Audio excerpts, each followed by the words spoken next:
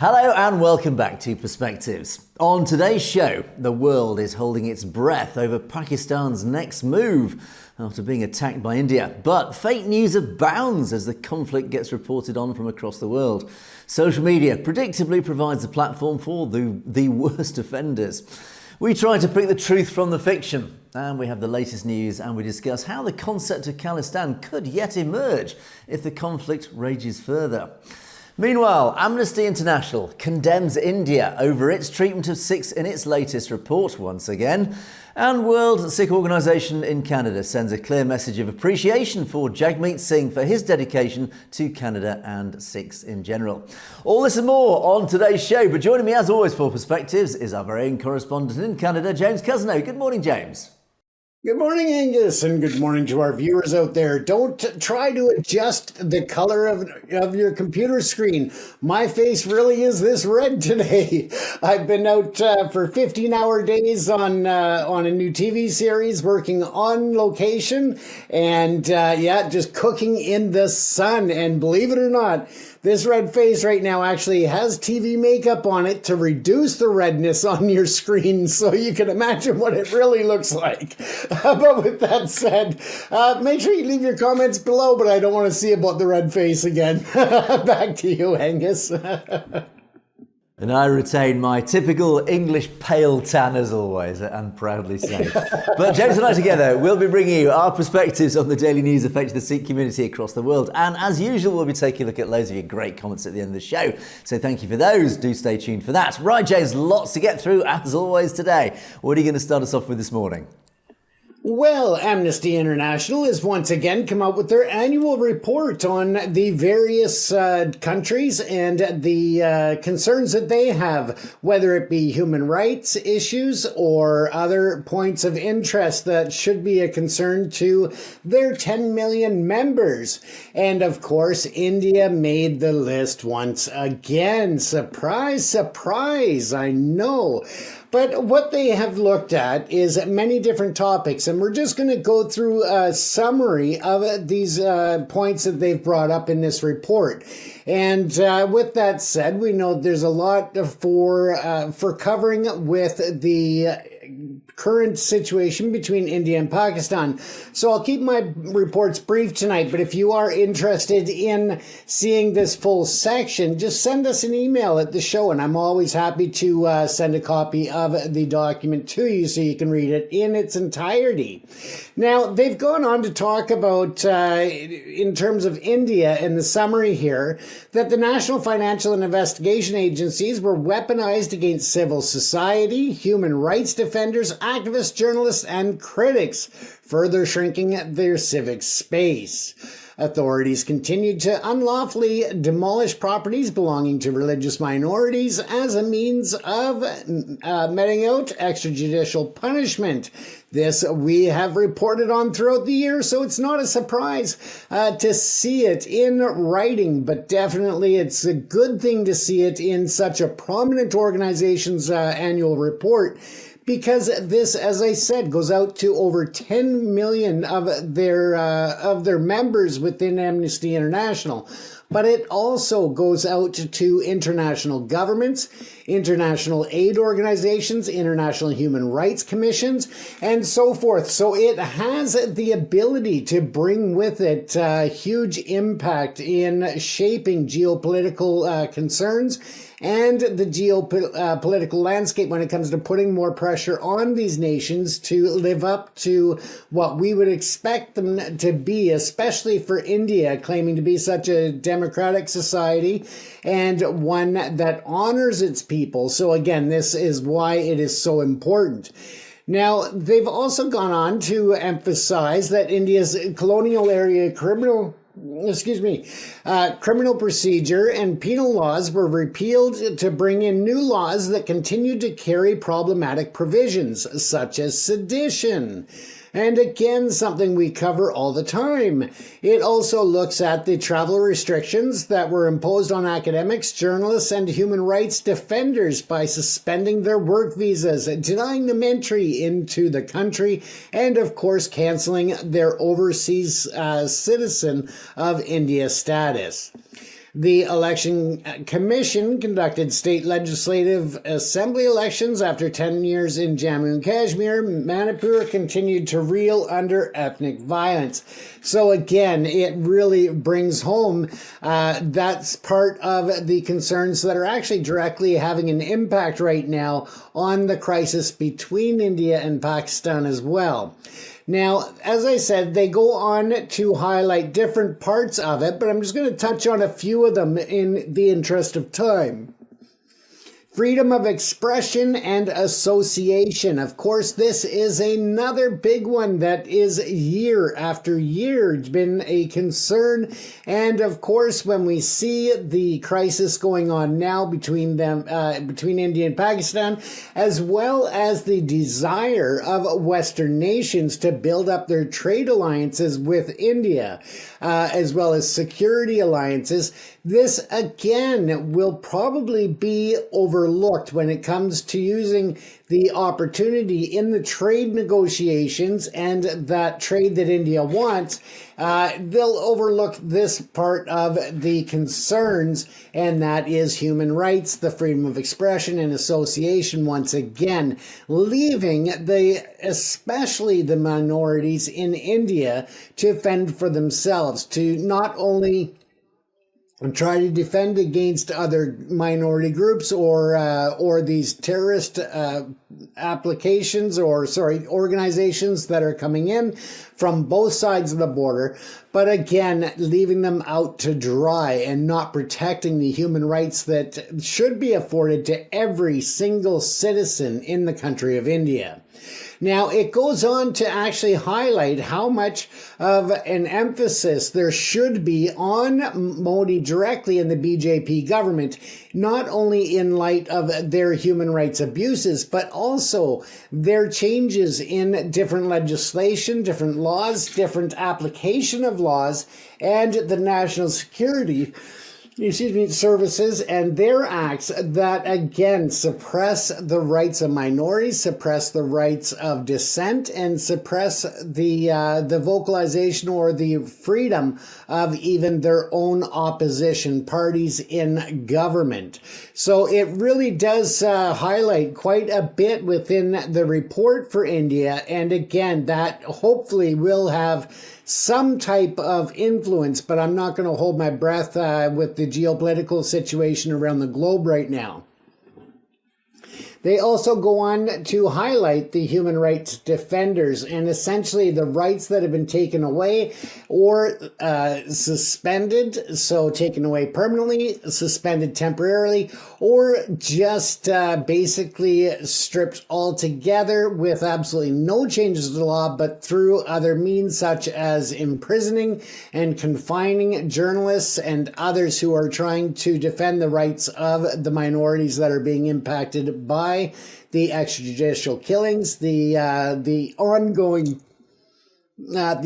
incarceration of people without due process, without charges, and without them actually acting, with any intent of criminality. So again, they bring that up well, and it goes into more depth, but again, we're going to just kind of skim the surface of this report, because I think that it is important for everyone to actually read the details within it as well. So again, it's well organized and well thought out. In terms of journalism, we're so shocked, I'm sure, that again, journalists are being suppressed. The India government is more and more flexing their power to influence the stories that not only make it into the media within India, but again, what stories are being reflected against India or about India in the global media. And again, that is a big concern that's still ongoing in this report for 2025. They look at the economic, social, and cultural rights, forced evictions, arbitrary arrests and detentions of their own citizens, as well as what we've discussed earlier about, politicians, human rights defenders, and so forth, but against their own citizens as well, who may protest, speak up, or partake in different protest activities such as the farmer protests. Discrimination. Of course, we know that there's a lot of discrimination that goes on. It's also a lot of abuse throughout looking at the caste system that they claim to have eliminated or are working to eliminate, and yet it seems very strong and very much intact behind the scenes of the India government, as well as top corporations and friends of Narendra Modi. Freedom of peaceful assembly. Again, the crackdown and the violence that is inflicted upon different groups who do partake in any type of peaceful assembly. Once again, referring to the farmer protests and other Sikh-based initiatives to try and make lives better, not only for the Sikh community, but for the Dalits, for the Muslims, and any other minorities that are within the borders of India.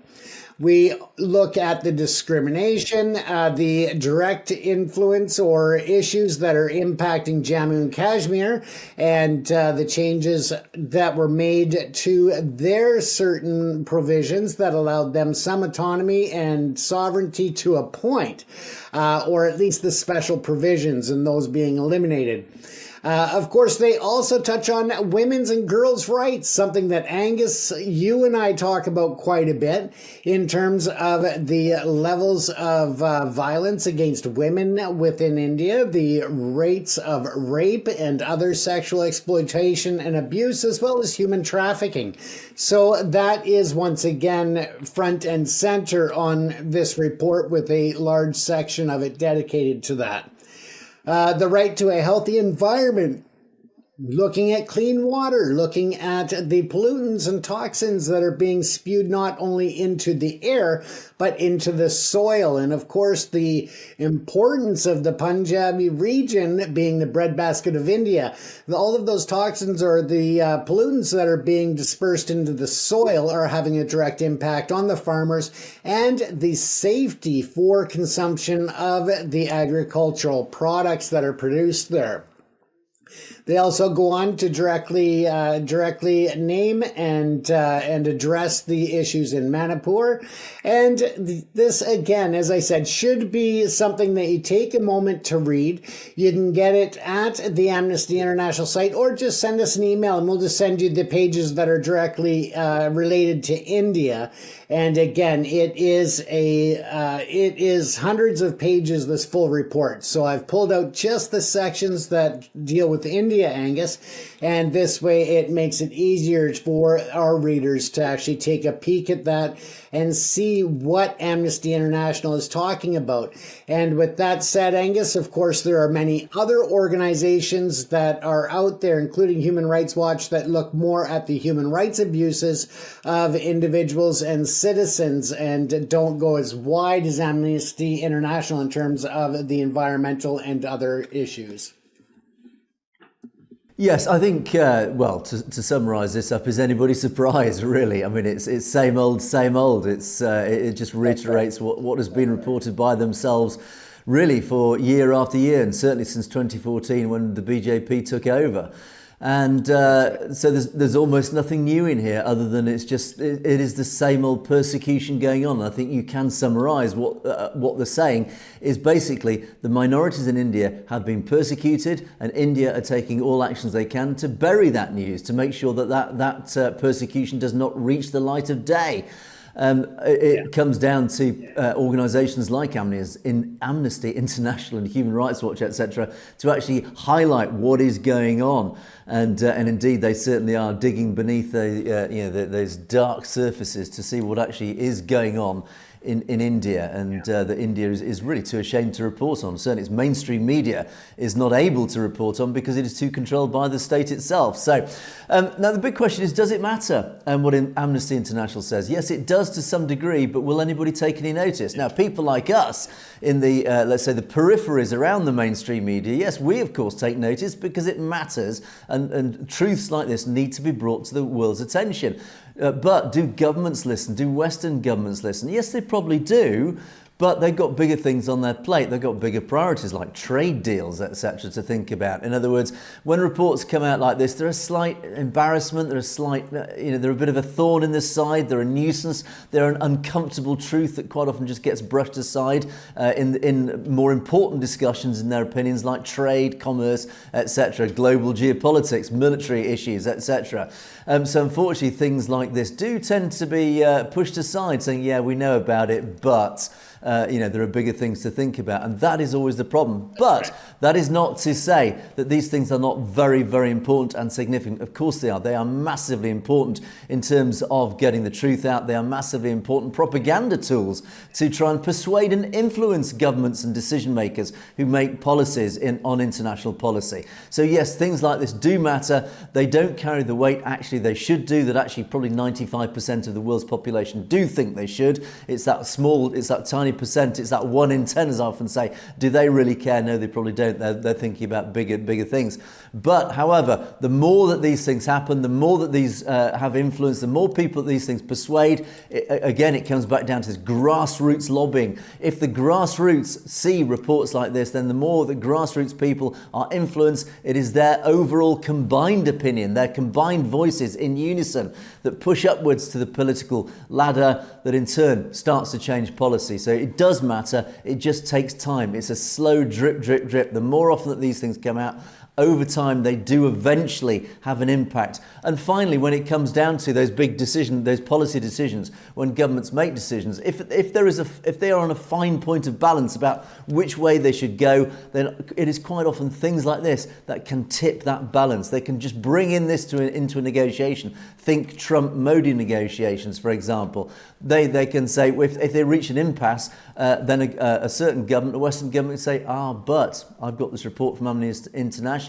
So, you go our way, otherwise we'll start paying more attention to this Amnesty International report. So they can have that fine-tuning tip of the scales in a negotiation. So in that respect, they can have that disproportionate influence. So, but yes, James, as I say, once again, no surprise, India has been continuing to persecute its minorities. It has also, to its shame, still presiding over a dreadful persecution of its female population. We talk about that a lot.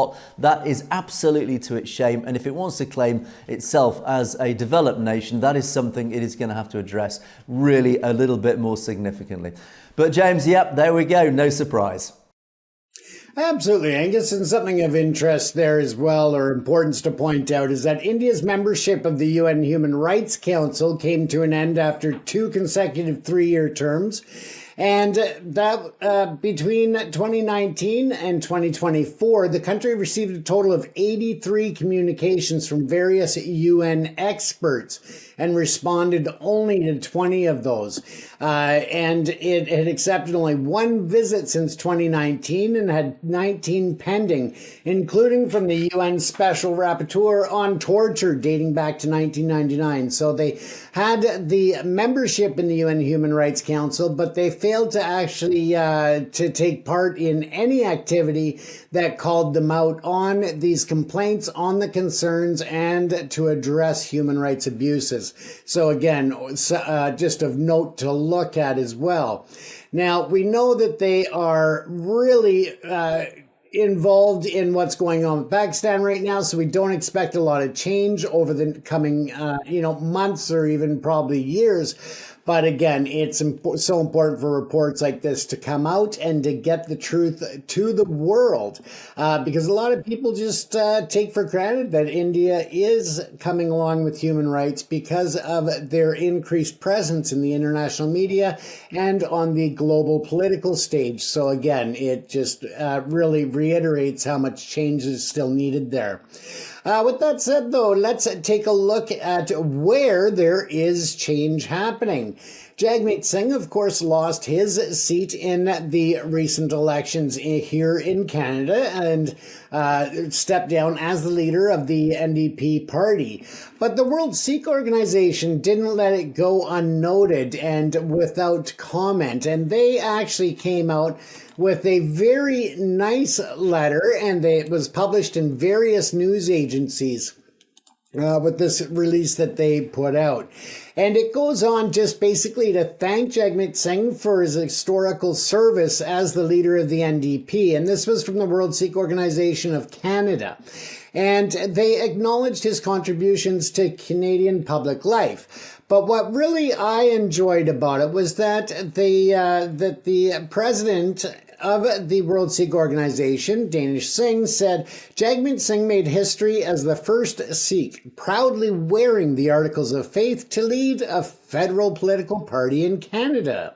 As leader of the NDP, he shattered barriers and sent a powerful message to not just Sikhs, but all Canadians that faith and leadership are not mutually exclusive and that Sikhs, including those who wear Sikh articles of faith, can lead and serve at the highest levels of public life. And I thought that that speaks volumes because we've brought that up between us on this show before, Angus, in how he has been a real pillar of leadership and as a role model to other minority members of the Canadian citizenship or Canadian of Canada, and what they can achieve if they too want to be involved in public service, or just how they can influence, local issues, not just in politics, but by being an active role model to go out and volunteer in the local community, help with the senior centers, volunteer at a youth center, helping to keep kids interested in extracurricular sports and other activities and hobbies, as opposed to running the streets and getting involved in criminality or substance abuse. So again, it just really gives a wide array of points of interest that should be looked up to by the Canadian younger generations. And I just really enjoyed that the World Sikh Organization, even though it's the Canadian branch, I just was so proud to see them honoring him, because I have a great respect myself for what he did accomplish as the leader of a minority party. And it's not, they don't hold a great number of seats in the parliament and in Ottawa, but they did get things done. And yeah, I just really enjoyed seeing that. And I thought that it would be nice to just share a bright, positive story in light of all the negative stuff, or the stressful stuff that we're seeing in the media when it comes to India and that region. So I think that it also, and when I say that, it's because I think it also reaches across borders right back to the Sikh community in India as well. That if they come to Canada, if they go to the US or the UK, and they have a dream, they have a goal, and they really want to commit to achieving it, that it is possible to get there. And that's what I think the biggest message is. Now, with that, I also wanted to just touch on the fact that there are other threats that have been made against Jagmeet Singh while he was in office, and the World Sikh Organization has also stood up and stated that those concerns may not be 100% eliminated now that he has stepped away from politics, because there are certain organizations and groups that are offended by the fact that he stood up, he stood proud as a Sikh member of the Canadian community, and that may still live on as several credible threats were made. The RCMP had to take very seriously these threats that were made and the chatter that was about his safety and his family's. So they had, for periods of time throughout his service to Canadians, where they had to actually really increase security around him. But most of all, I really just wanted to point out what a positive impact he had on Canada, and that it's nice to see people recognizing that and not just letting it go unnoticed, Angus. Indeed, and you're absolutely right. He did form such a powerful role model for anybody in the Sikh community. This is what you can achieve, and you think of all the obstacles he's come across, being a Sikh in the public eye and everything that comes with it. He's fought and he's just battled through all those obstacles. He's broken those barriers, and he's become the leader of a very powerful political party. That is one heck of an achievement. So apart from the fact he can feel proud of himself, I think it does send that such a positive message to the Sikh diaspora. This is what you can achieve when you put your mind to it. And and I think it's no surprise really that he's been recognised for his achievements, but also for his dedication to being a politician and trying to do good. Because again, and we often talk about this, politicians, you and I have a very dim view, probably like most people, of politicians in general. And it is very rare to find politicians that are actually driven by genuine passion, by genuine good principles to do good for their fellow human beings. Most politicians these days are driven by careers and greed and power and control and etc. etc. But it just amongst that, there are always these diamonds in the rough, as they say. These people, these individuals who are driven by the right principles, and of course he's driven by his Sikhi culture and his Sikhi identity, which we of course talk often about. And if we had to vote for somebody amongst that awful display of politicians across the world, I have to say my vote would always go for a Sikh politician amongst many others, because again, for what they stand for, we know what motivates those people. And again, as I often say, and I'm not going to talk about it too much, but Mark Carney, if you put Mark Carney and Jagmeet Singh side by side, whose principles would you genuinely really believe? Who do you think is driven, who is motivated by true, genuine, good principles that are better for their fellow human beings? And I think the answer, it's almost a rhetorical question, James. Absolutely. And, I really don't think that we've heard the last of Jagmeet Singh here in Canada or on the global stage. I have a feeling that we're still going to see a lot coming from him, and in very positive ways, Angus. Absolutely, we do. And we give our very best to Jagmeet, and we'll keep our eyes peeled for his reappearance, I'm sure, in Canadian politics. Right, James, let's move on. And today, that he didn't come on the show. There is a, well, maybe now he'll be slightly less busy, so who knows? We still might yet get him on the show as he's twiddling his thumbs at the moment. So. Indeed. Okay, today is Victory in Europe Day, VE Day, and for those of you who watched our show yesterday, do watch it.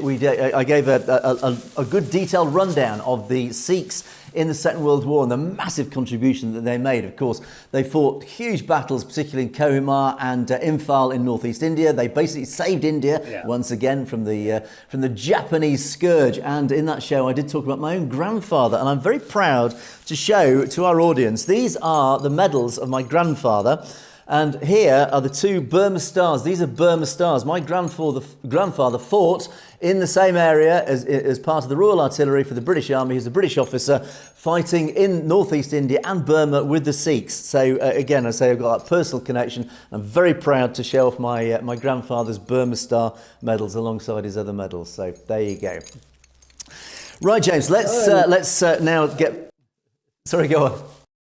Oh, I was just going to thank you for bringing those on, because I know that I really enjoyed seeing those, that you brought them on the show tonight. So, and I hope that the viewers appreciate that as well. So thank you, Angus. Indeed, and of course an equal tribute to all those who fought in that dreadful Burma campaign. So, right, anyway, now let's get very serious now. And of course, the ongoing conflict between Pakistan and India. Of course, as I said in the intro, the world is holding its breath indeed. What is the next step? What is Pakistan's response going to be? Well, I'm going to come up with the latest and what's been going on. Of course, the fallout has been massive across the whole region and indeed across the world. Now, what we do know, of course, facts are very hard to come by. And there's a lot of, in all situations of conflict, trying to find the truth, sorting the fact from the fiction is always a great challenge unless you are literally on the ground. And even then, it's very difficult to get it. What we do know is that Pakistan's military has said at least 31 people were killed in that original attack by India, 57 injured on that attack on Tuesday night. Indian Army has said at least 15 civilians were killed and 43 injured by Pakistani shelling in return on its side of that line of control. And also, Pakistan's military says it did shoot down 5 Indian aircraft and a drone India has yet to respond to those claims. So again, we don't know for sure what the truth is about whether or not indeed those jets were brought down. Now, of course, a lot of collateral damage in all these situations. Punjab slap bang in the middle of potential conflict. Kashmir, of course, bearing the brunt of this dreadful potential conflict. And the Jatadar of the Akal Takht has actually made a statement, of course, because unfortunately in Pakistan's immediate knee-jerk response, of course, they shelled across that line once again in response to those Indian attacks. Unfortunately, a Gurdwara was hit in Kashmir, in Poonch, and the Jatadar, Kuldeep Singh Gargaj of the Akal Takht, he made a statement, of course, strongly condemning the attack in the Poonch region, where civilians, including Sikhs, were killed and a Gurdwara was attacked. And the Jatadar stated that during the retaliatory shelling, which followed, of course, India's Operation Sindoor, the central Gurdwara Sri Guru Singh Sabha was hit. 3 Gursikhs were killed by Amrik Singh. He's a raggi, apparently that's a musician who plays the music during the Ardas. By Amarjit Singh, he's a retired army soldier. And by Ranjit Singh, a local shopkeeper. Unfortunately, they lost their lives in that Gurdwara. Reports have also emerged of a Sikh woman named Ruby Kaur being killed in the Mankote area. Other civilian casualties in Poonch have also come to light, and of course the Jatadar offered his prayers for their loss of life and strength to their families to endure the loss. He also emphasised that both nations' governments must immediately make sincere efforts to restore peace. As he said, war always severely harms humanity, often resulting in the deaths of many innocent people. Therefore, every possible effort must be made to resolve the current situation peacefully. And of course, he is basically appealing for calm about this situation, which of course, as always, it's always the innocents who suffer these mad games of the power elite. And he urged border residents to support one another during these tense times, seek solace in Gabani and pray to the Akal Purak, the one-timers being for peace and strength. Now, also at the same time, Saving Punjab, an organisation that obviously takes care of Sikh affairs, particularly in that region, they've issued a statement, and particularly concerning Punjab. And they said, look, it is likely that Punjab, if there is any conflict between these two nations, the Punjab will bear the brunt of this, of course, lying in that land between the two countries. And that is an important point, which I'll come back to later. They have said, look, why should Punjab and the diaspora care about why India has launched a strike on Pakistan and what could possibly ensue? Well, as they say, Punjab is a frontline border state. Even indirect conflict endangers Punjab civilians. The diaspora has a moral and emotional tie to the region. Your voice abroad can push for peace and help fight misinformation, so there is a direct appeal to the diaspora to actually get involved in trying to call for peace and trying to dispel this misinformation. Vulnerable communities, farmers, daily workers, the elderly are always hit the hardest. In other words, the most vulnerable are always the ones who suffer most from these conflicts. And militarisation threatens human rights, free speech and communal harmony on both sides of the border. In other words, everybody loses. That is their message. Now, here in the UK, of course, all the leaders around the world are all making their various statements. Here in the UK, our Prime Minister Keir Starmer, he has made a statement himself, and he has, unsurprisingly, condemned the attack on Pahalgam, that original attack where 26 people died, and which, of course, triggered the current situation. There is a statement from Starmer saying he has directly spoken to Narendra Modi, he has telephoned Modi and spoken to him about it. And, of course, this follows immediately after his announcement of a trade deal. Yes, this famous trade deal between India and the UK. This trade deal has actually caused a huge amount of backlash and controversy here in the UK, because Starmer has basically given in to India once again. He's basically bent his knee once more to India. His negotiating was pretty weak, and he's allowed Indian workers all sorts of rights here in the UK, including the fact that they don't have to pay benefits and national insurance contributions, which, okay, fine, that's all very well for India, but what that has meant is that now it means it is incentivised companies in the UK to prioritise Indian workers over British workers. And you can imagine how the British workforce, which is already suffering from the latest budget, which has damaged the British economy, that now Keir Starmer has managed to damage British workers' ability to work in the UK instead to benefit Indians. So, of course, Keir Starmer once again has caused a massive own goal, a dreadful piece of negotiating to India's benefit. One wonders, what has India got over the British government? Well, we're back to that old argument. Anyway, but that is a side issue. Now, unsurprisingly, the Indian media are absolutely beside themselves with enthusiasm and excitement, claiming that Starmer supported the Indian attack on Pakistan. Actually, Starmer has not supported openly. He's just made a statement, just obviously condemning the attack on Pahalgam. He has deliberately tread a very diplomatic line. He has deliberately not taken sides between India and Pakistan because, as the British government must do, it must stay neutral in this attack. Otherwise, peace will never be found. What he has done, he has encouraged very vocally de-escalation. He's saying, look, basically both sides stand down. We need to talk. We cannot afford to let this conflict escalate. Now, contrast that. Here's an interesting one. Rishi Sunak, his predecessor, the former Prime Minister, the Conservative Prime Minister of the United Kingdom, Rishi Sunak, himself a practicing Hindu, himself married to the daughter of an Indian tech mogul billionaire, herself a Hindu. He has issued a statement. This is the former Prime Minister of the UK. He has said, no nation should have to accept terrorist attacks being launched against it from land controlled by another country. India is justified in striking terrorist infrastructure. There can be no impunity for terrorists. Now, let's pick that statement apart quickly. What basically the British Prime Minister, former Prime Minister, has just stated is that India were right to attack Pakistan.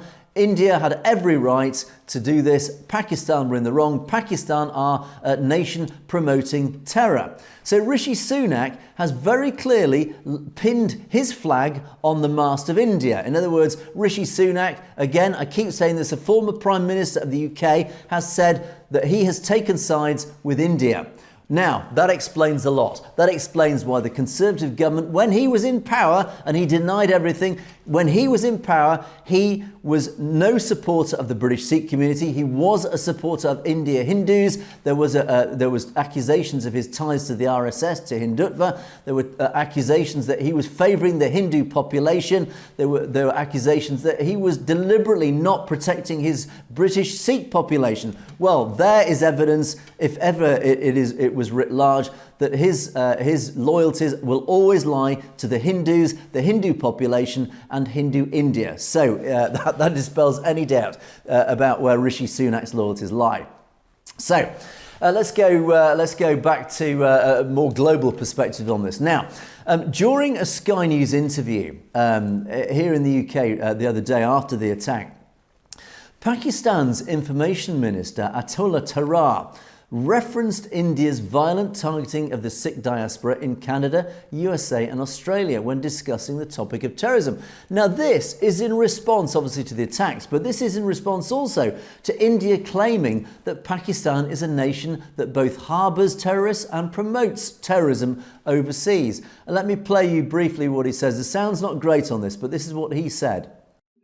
So India has been sponsoring terrorism by assassinating Sikhs in US, in Canada, in Australia. We captured a spy by the name of Kulbhushan Yadav, who's a mission naval officer. Can I just point out... So it's a very brief excerpt, but basically what Mr. Tarar has said openly in public, he said India is guilty of international terrorism. It has been murdering Sikhs overseas in Canada, Pakistan and other countries. So there you have Pakistan openly, publicly stating for the record that they also believe that India, the Indian government, has been responsible for murdering Sikhs overseas. So although in the context of this overall story, that is a big accusation. That is a Pakistan minister also joining people like us, trying to raise the fact to the world that Indian government is behind murdering Sikhs overseas around the world, not just in Punjab, but around the world, including people like Hardeep Singh Nijjar, etc. So that in itself, as a side story, is massive. Now, what else is happening? Well, Pakistan, along the border, of course, a lot of tensions now mounting. The Pakistan government are going around all the border villages with loudspeakers saying you must evacuate. They are now genuinely fearing an Indian army invasion. They think the Indian army may be actually poised to invade sovereign Pakistan territory. That is, in itself, that would be a massive news. Now, of course, a lot of fake news is flying around the internet. Social media, of course, as it always is just absolutely ram-packed with all sorts of fake stories, AI videos, AI photos. It's so hard indeed to sort the fact from the fiction. Now, of course, one of the big stories of this Tuesday night attack was the accusation, or certainly the claims, that Pakistan shot down at least 5 Indian jets. Is this true? We don't know. The Pakistan government have claimed they have done as well. Social media, again, is full of all sorts of videos and photos of wreckage.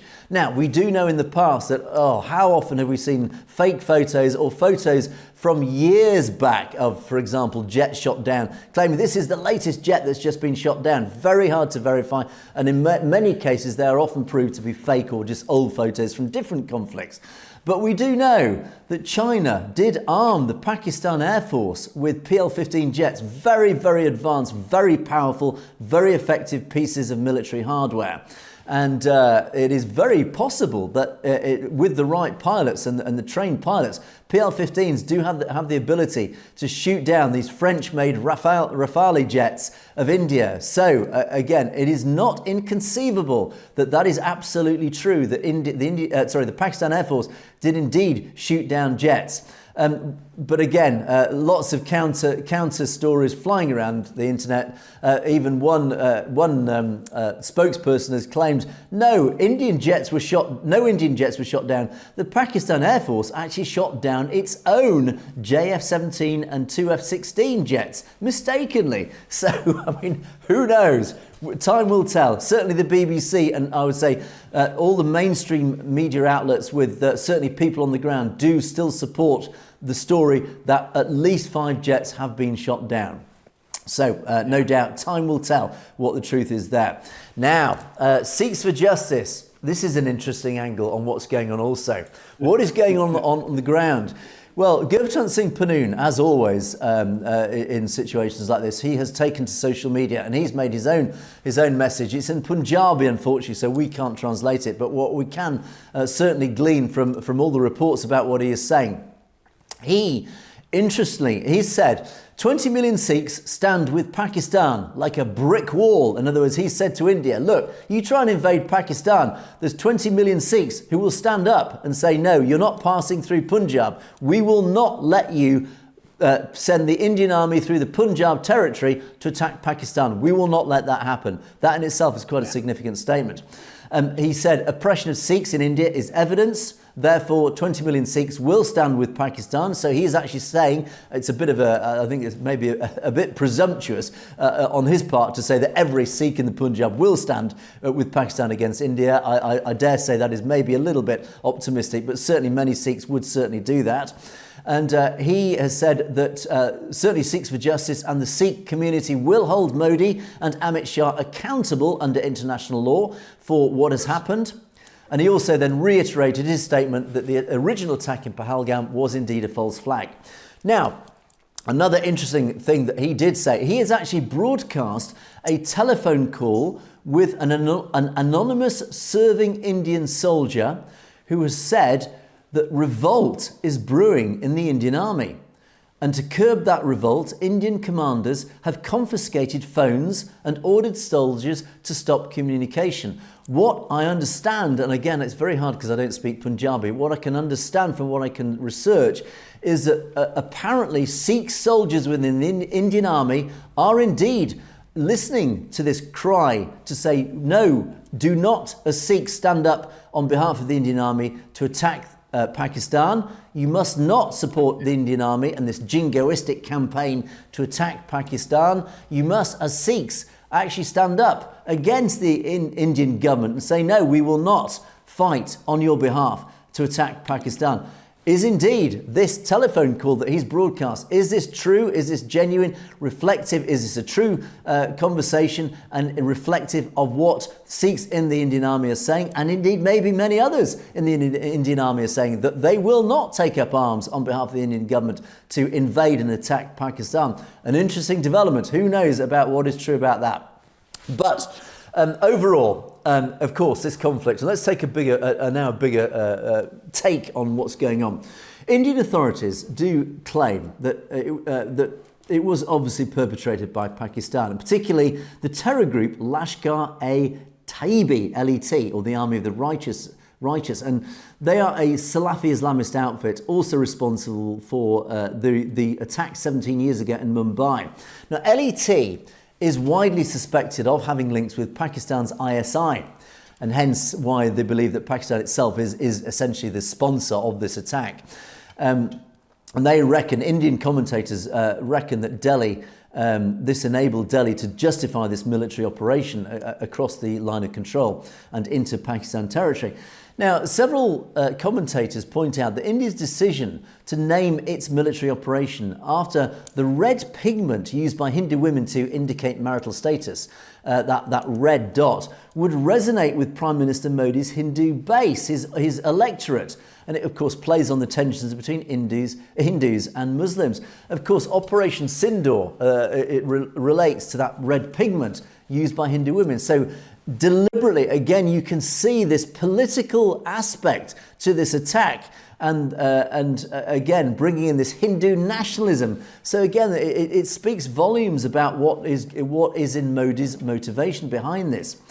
And an investigative journalist recently spoke to a counter-terrorism expert who had worked with Bill Clinton, who was at the time the president of the United States, and when Clinton in fact visited the region.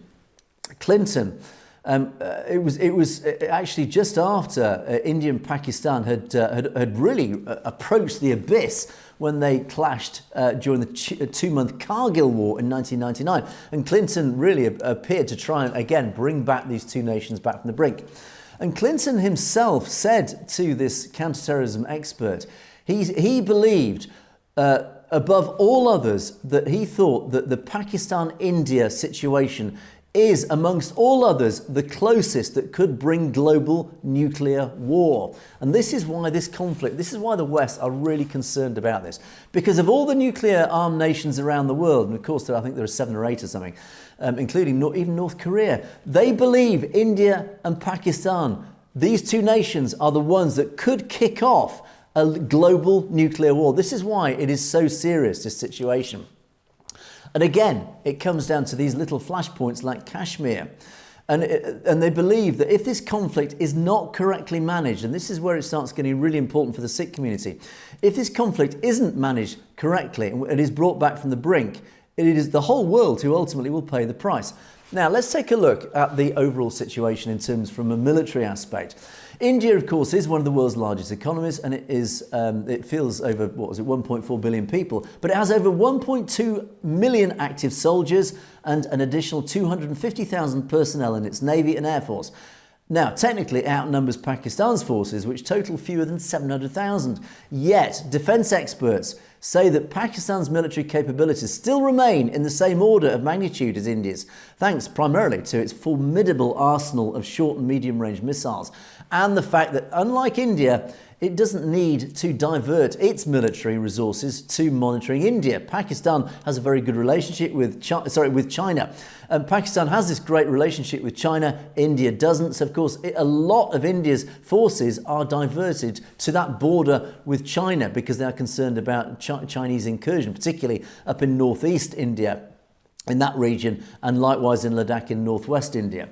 So, but researchers also warned that a nuclear exchange in such a densely populated region, if this thing goes beyond traditional conventional weaponry, where both sides, on paper at least, actually are pretty evenly matched, which then could escalate to a nuclear conflict, then independent reports say a nuclear conflict could leave at least 125 million people dead within days. And that's even without even talking about the fallout, of course, the radioactive fallout, which longer term would just end up killing hundreds of millions of people, no doubt.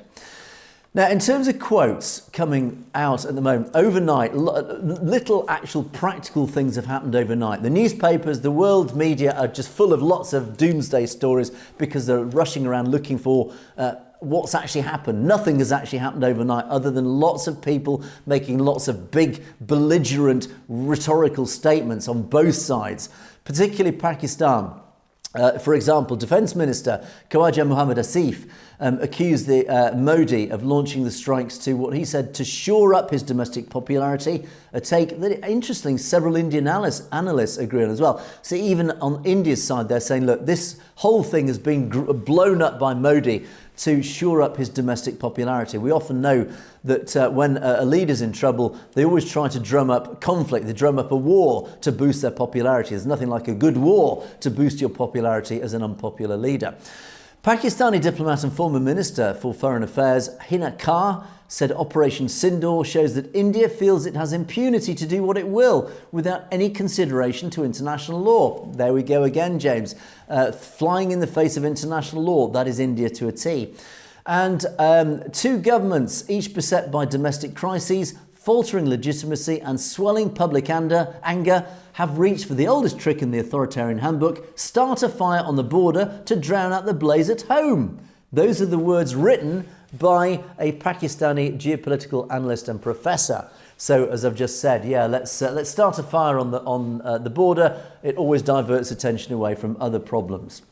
Now, why is this significant for the Sikh population? Well, obviously, apart from the fact that the Punjab would form part of that battlefield between the two nations, of course, it lies in that border region between the two nations. That in itself is really important, obviously, from a negative side, because it means there will be a lot of collateral damage, both in terms of assets on the ground. People, of course, will, innocent lives, civilians, are going to lose their lives in any conflict. And of course, that is why the Jatadar has made this powerful appeal for calm, saying that please, you must draw back because innocents on the ground, particularly in the Punjab, are going to die. So this is a time that Western leaders really need to come under pressure from the Sikh population, because there is a solution to this. There is an answer to this problem. There is a way to draw back these two nuclear-armed powers from nuclear conflict. There needs to be a buffer zone. There needs to be a zone, let's call it a demilitarized zone. This, of course, yes, there are precedents for this between North and South Korea. There is a DMZ, a demilitarized zone. Why not? The Western powers should propose to Pakistan and India that there should be a DMZ, a demilitarized zone between the two nations, down that border, through J&K, through Punjab, through Rajasthan, through Gujarat, all the way down to the Indian Ocean. Why not have a DMZ between those two borders, between those two countries, where those two nations can peacefully live side by side, but with a buffer zone between them? That is what the Sikh Khalistan movement should be pushing for. This is the stepping stone. This is important, and this is an appeal to the people within the Khalistan movement. This is your moment to strike. This is your moment to approach Western leaders to say there is a solution to this problem. That solution is a DMZ.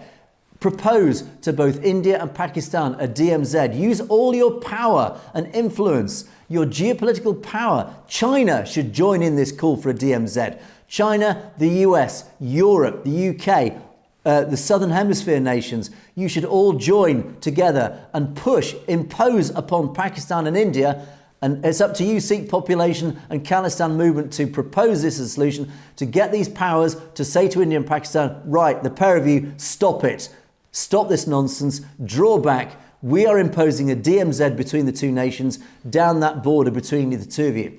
That is a stepping stone, because what is that next step? The DMZ forms its own government. That government, of course, is Khalistan. This is the stepping stone. This is the catalytic event that could bring in Khalistan. You need to be clever. You need to be shrewd. The leaders of the Khalistan movement, this is your moment. This is an opportunity that has been gifted to you. This is the opportunity you've been waiting for decades for. This is the time now to get in front of the governments around the West, because it's got to come from the Western governments to impose this solution. This is a peaceful solution. This is a diplomatic solution. It is a solution where everyone wins. That is what's important, James. That is why the Khalistan movement must seize. It is now the Khalistan movement must strike. This is their moment, James. And unfortunately, it does seem that James has been cut off. He's just messaged through to say he's had a power cut over there in Vancouver. So unfortunately, we've lost James to the show, which is a great shame. So we'll just have to continue without James. So as time marches on, I'm going to rush through our comments column, loads of comments. So forgive me if I rush through these as time is marching on. We've only got a few minutes left of the show. Jaslene, thank you for your comment. And you complimented me on my cry of Bole Sonehal, of course, at that rally, that pro-Kashmir rally in London, where the Khalistanis were very ever present with their Khalistani flag. So thank you for that compliment. But Hat B says the Godi media are dangerous and should be banned worldwide. Oh, that now I'm going to very unusually disagree with you on this, Hat B, because we all believe in freedom of expression, freedom of speech. We do know that the Godi media are deeply partisan. They are full of misinformation and untruths. Should we ban them? No, actually, I don't think we should. What we should instead is counteract them with the truth and call them out. So I would actually sadly disagree with you on a very rare occasion on that one. I think no, they shouldn't be banned, but they should be called out and shown for what misinformation they prove. That, I think, is what freedom of speech is all about. And Critics Corner makes a wonderful, rare return. And quickly, again, I'll just rush through these. Harmore Bardwaj, what is this clown news? Well, all I would say is we are here to inform and entertain. If you find it amusing, then all the more better. So thank you for that comment. Vinnie Chorn, I think, oh gosh, Vinnie Chorn, he's been one of our past commenters, one of our past critics. 2 paid actors. Come on, Vinnie, you can do better than that. I think you've even said this before. Jatinder Singh responds by saying, look, it's always people like you because we're speaking the truth. You instead look like a paid actor of India. And Josie says they're speaking the truth, but your paid media and government spread lies and bullshit. Absolutely right. So thank you, Vinny, but surely you can come up with a better criticism than that. And then Jimmy says, Modi is not India. If Modi is against minorities, this is not meaning India. This is an important point. And thank you, Jimmy, for raising this point. Actually, you're right. The majority of people who are attacked and persecuted by the Indian government, whether that's Sikhs, Muslims or whatever, it's not actually, on the whole, it's not Indians who are doing this. It is the Indian government by that read the RSS Hindutva. It's these right-wing extremists who essentially are behind this. So please don't tarnish most Indians with this. Most Hindus are peace-loving, decent people. As we often say, we're not anti-India, we're not anti-Hindu, quite the opposite. We are desperately pro-India, we are pro-Hindus. James and I both love India and Indians as a whole. What we do not like and what we will always attack is the Hindutva, the RSS extremists, these nationalist extremists. They are the people who are creating division between the communities. Suftu Muffins does actually contradict that by saying that you believe that many Hindus actually do take the side of the government on this and many cases of that. So ultimately there are some Hindus who you can blame. Well, I've said my piece on that. And then the final word, Avtar Dylan, Modi was a tea maker. Now he wants to rule the world. This Muppet has the biggest ego problem I've seen. Well, I think I've made my opinions clear on Narendra Modi. Sadly, this conflict in Kashmir that is blowing up, I think is part of that huge ego. It is part of his political agenda. It is dangerous. It is divisive. Who knows where it will lead? But we do hope that peace will be restored. But as I did say in my piece earlier, one hopes that this could be the important moment, this catalytic event that could in fact bring on the nation of Khalistan. If the right pieces fall into place, if the Sikh community, particularly the Khalistan movement, makes its move now and starts making its strategic approaches to the right people in the right ears. Who knows where that will lead? But on that point, we must bring Perspectives to a close. Sad we lost James, but we will be back next week and hopefully back with James as well. And watch out for a satellite special, I think, that will be produced tomorrow as well about this whole situation. But in the meantime, thank you so much for watching Perspectives. Thanks for all those comments. Thanks for all your contributions and your continuing loyalty to the programme. It is a goodbye from me. It is an absent goodbye from James. But thank you so much for watching Perspectives. We will see you next time.